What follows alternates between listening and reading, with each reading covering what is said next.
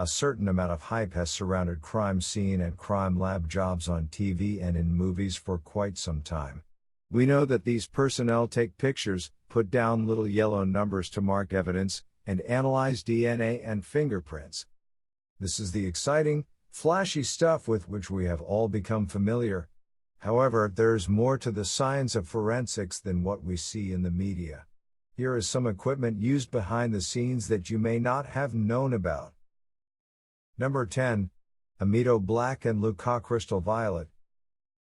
Technically this is two things, but they both enhance bloodstains. The fun, fancy chemical that you usually see on the big screen makes blood give off an eerie blue glow. That chemical is either luminol or blue star. They are only used to visualize blood that has been cleaned, has been washed away by rain or water, or is not visible to the naked eye for some other reason. The glow is difficult to photograph, and the chemical is just an all-around hassle to work with. So investigators are typically not itching to use it. Luminol is also considered a carcinogen. Amido black and leucocrystal violet, LCV, are two chemicals that will enhance blood stains that are difficult or impossible to see with the naked eye by dyeing them a darker color. These substances are most useful on bloody fingerprints, footprints, shoe prints, or any other kind of impression made in blood.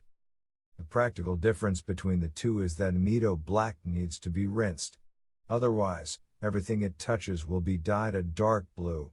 LCV is clear when applied and only turns dark purple when it comes into contact with blood. So there is no need to rinse it. As a result, amido black is best used on objects that can be held up and rinsed off, and LCV is applied to things that would be hard to rinse, like the floor. Number 9. Ardrox and rhodamine. Another twofer. These are the most commonly used dye stains in latent fingerprint processing with little practical difference between them. There are times when the classic black powder and lifting process may not preserve a fingerprint well. For example, if a fingerprint is on a slightly textured surface, the black powder will get stuck in the cracks and crevices of the surface as well as the fingerprint. This creates so much background noise that it will be difficult to see the fingerprint. To avoid this, it is best to use a dye stain instead. The dye stain adheres to superglue applied to the fingerprint. It is then rinsed so that it can get out of all those cracks and crevices that would have been a problem for black powder, but it will still cling to the fingerprint. Voila, you have developed a fingerprint without the background noise and made life easier for the fingerprint examiner. Number 8. Superglue, cyanoacrylate. As mentioned earlier, superglue is an essential part of the dye staining process, but it also has benefits when used on its own. When you open a bottle of superglue, you have probably noticed that it has a potent smell. That smell is fumes escaping from the bottle, which is made up of vaporized superglue particles. It is a bad idea to inhale these particles. Superglue is used with the help of a superglue chamber. An object with potential fingerprints on it will be put in a box, the chamber, with a humidifier and a heating element. A dollop of superglue in a tin is placed on top of the heating element. The glue will vaporize faster when it is heated. Meanwhile, the humidity provided by the humidifier helps to circulate it throughout the box and make sure it evenly covers the item placed in the chamber. The superglue vapor is fabulous because it clings to moisture, which is present in fingerprints but not on the rest of the item unless you put a currently or recently wet item in the chamber. This turns the fingerprints white. They can be photographed as they are or further processed with powders or dye stains. Number 7. 3D scanner. This is generally the coolest and most expensive piece of equipment available to crime scene personnel. If you want a 3D representation of a room, the only choice used to be hand drawing the room. This was time-consuming and labor-intensive. It also required a great amount of skill. Still, the person drawing the room would likely leave out cluttering items that were not relevant to the case, so it was only a partial representation of what the room actually looked like. Then came the 3D scanner. You can take the scanner, put it in the middle of the same room, and turn it on. It will rotate 360 degrees while taking photographs of the entire room and the objects in it. Not only that, but it will measure the distances from the scanner to the walls and to objects in the room. It takes about 10 to 30 minutes per scan, which totals much less time than it would take for the hand-drawn sketch to be finished. It also requires much less skill to operate, and the final product is a more accurate representation of the scene. It is certainly worth the money. Number 6. Gas chromatograph mass spectrometer. This is a long name for something that is probably the most vital piece of analytical equipment in the crime lab. The gas chromatography mass spectrometry (GCMS) instrument is basically a long tube attached to fancy machinery that is connected to a sensor. In a nutshell, an unknown substance, usually an illegal drug of some sort, is put in the tube and pushed through by a gas. The individual molecules of that substance travel through the tube at different speeds and end up getting to the sensor at different times. A computer readout tells you how much hit the sensor and at what time. This can be used to identify the original substance. This is a very big deal when you need to figure out if someone is carrying something illegal or if it is just a weird bag of baby powder. Number 5. Bullet puller. Before we discuss a bullet puller, it is important to understand the difference between a bullet and a cartridge. A cartridge is what most people would call a bullet. It is the actual bullet, a single piece of metal, attached to a cartridge case, which holds gunpowder inside it, under the bullet itself. It is sometimes necessary to pull these components apart to see the gunpowder contained within the cartridge. The bullet is tightly attached to the cartridge case, so it is not possible to pull them apart with pliers without damaging the cartridge. For this, you need the bullet puller. It is a contraption that looks like a plastic hammer, but the head is hollow.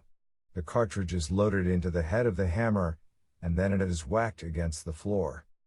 When it has been hit sufficiently hard enough times, the bullet will dislodge from the cartridge case and the inside components can be emptied out of the case. It is one of the lower tech tools found in a crime lab, but it is a great way to de-stress. Number 4. Phenolphthalein. This is another fun chemical to use on blood. Again, everyone loves the shock and awe of blood turning a nice glowing blue, but it is just not practical for most crime scenes. Phenolphthalein is used to detect whether something is actually blood. Blood is fairly obvious when it is still fresh and wet. But as it dries, its texture gets flaky or stiff and the color can appear to be brown, rust-colored, or some other shade of red. As blood can take on different appearances, it is easy to mistake old Taco Bell hot sauce for a bloodstain. This is where phenolphthalein comes to the rescue. A wet swab is used to lift some of the stain off the appropriate surface. Then phenolphthalein and hydrogen peroxide are applied to the swab. If there is no big change, it is not blood. The swab will instantly turn a bright, flamboyant pink color if it is blood. Phenolphthalein is much more commonly used than the blue glowing chemical. Number 3. Robot. Many DNA sections in crime labs have a robot. This may sound cool, but they are some of the least exciting robots in existence. They do not walk, talk, or have personalities. Basically, they are just boxes. When analyzing DNA, each sample must go through many steps to get from a raw sample to a DNA profile. Most of these steps are performed the same way on each sample. As this can be repetitive and tedious, a robot was created to do this with big batches of samples. They are placed in a box, and arms distribute liquids to the samples. That is just about it. This makes processing faster and helps to eliminate potential sources of cross-contamination.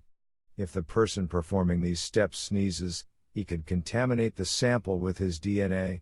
Fortunately, robots do not sneeze. Number 2. Weights. Weather conditions usually don't come to mind when thinking of crime scenes. However, they are often processed in the rain, snow, blistering heat, or biting wind. That last one can be a serious but comical issue as the wind blows evidence around. Not only is the evidence affected, but those yellow number placards that mark evidence locations are scattered, too. While it is hilarious to watch crime scene personnel run around trying to rein in their fleeing evidence and placards, they can prevent this issue by using weights. They are attached to the number placards to keep them in place. Weights are a simple but important tool in the CSI toolkit. Number 1. Acid. Acid is used in the crime lab for serial number restoration. If a criminal does not want anyone to know the serial number of his firearm, he will file it away and leave behind a scratched-up mess. Fortunately, when the serial number is stamped into the metal, it leaves an indentation that goes beyond the surface that was scratched. To restore the serial number, the damaged area is sandpapered and treated with corrosive acids. The acids pull in the indented area more than the flat surface around it. This will reveal the letters and numbers that were previously visible. The acid has to be applied in tiny increments so that it does not further obliterate the number. Eventually, it will reappear just like magic.